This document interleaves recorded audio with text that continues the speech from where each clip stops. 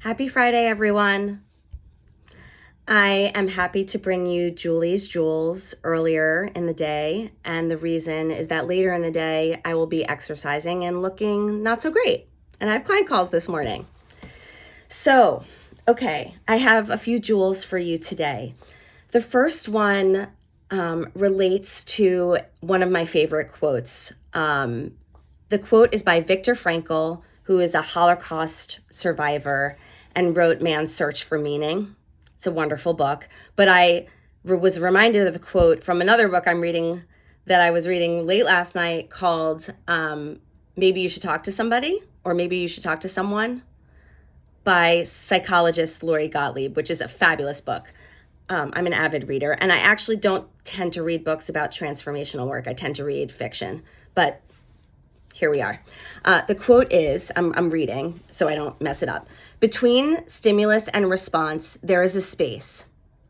In that space is our power of choice. Our power to choose our response. In our response lies our growth and our freedom.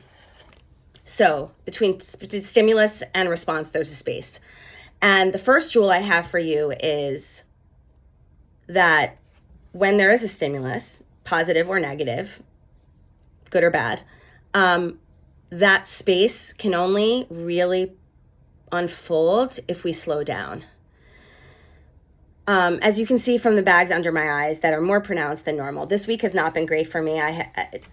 It's not worth getting into, but it hasn't been a great week. And there have been a lot of stimuli.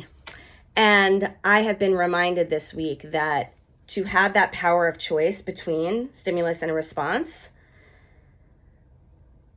we need to slow down. So the first jewel is slow down. If you are triggered by something, slow down. When you slow down, you have more control over your nervous system and you open up more space to contemplate your options and your choices. The second jewel for you is about gratitude. And I want to tell you that I've had like a weird journey with gratitude. I can get, as much as I love coaching and I get really nerdy about transformational work, I can also be incredibly cynical and skeptical about it and judgy about some of it. Hi, I'm Julie.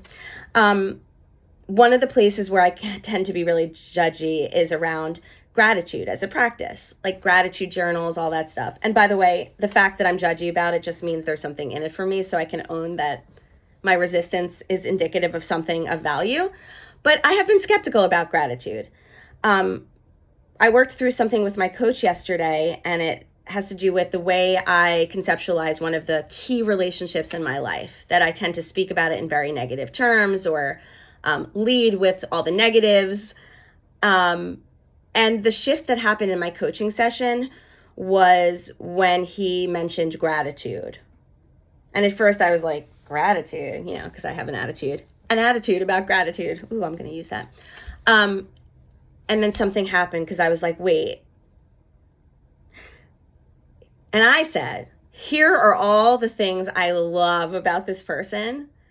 And even the things I'm upset about are also, in the right context or in different contexts, incredibly useful life skills. So gratitude is a holistic way to bring all of it into the conversation and have some respect and appreciation for all of it. And it's incredibly useful in a relationship that challenges you to remind yourself of all of the things that are worthy of love about the person and about the relationship and about the gifts that this person brings to your life. So second jewel is gratitude as a practice, even though I'm like, ooh, gratitude, but gratitude as a practice. It's amazing. It really helped me yesterday. The last jewel I have for you today is about 100% responsibility in relationships. So this was something that goes back to my coach training program. And I remember when we were taught about taking 100% responsibility in relationships, my first reaction was, that's not fair. It takes two to tango. I mean, I actually think I said that in my head. It's not fair. What I've come to appreciate over time is that having 100% responsibility is incredible, because when you have responsibility, you have agency. When you have agency, you can drive change. So, what do I mean? Relationships are systems, and they are coded, right? Like, we get into patterns and dynamics with people and certain ways of being that become systematized. When you have 100% responsibility, though, it's like you can change the code. And if you change the code, the whole thing changes. Let me put this into practical terms for you. This comes from a client session earlier this week. So my client is a senior manager in a hard-charging organization, and he has a direct report who they have a difficult dynamic. They're very different people. They're wired differently. But this direct report has expressed that he really needs positive feedback, attaboys, encouragement, acknowledgement. My client is really resistant because he's like, I shouldn't have to. Maybe.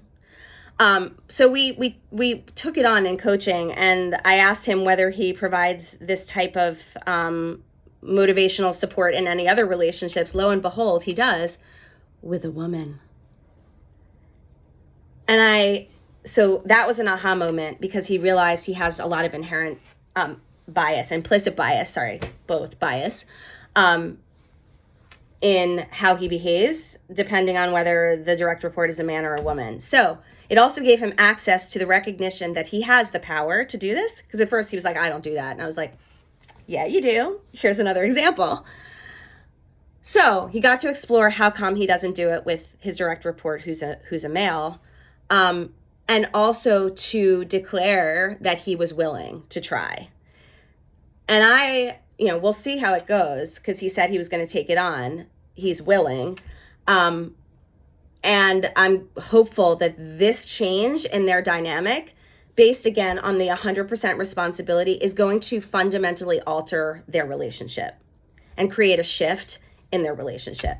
So third jewel, 100% responsibility in relationships as access to agency, and then as agency to be able to drive change. If I have been a little too verbose today, it's just because I'm tired. I appreciate your willingness to listen, and I hope you got something, and I hope you have a great weekend. Take care.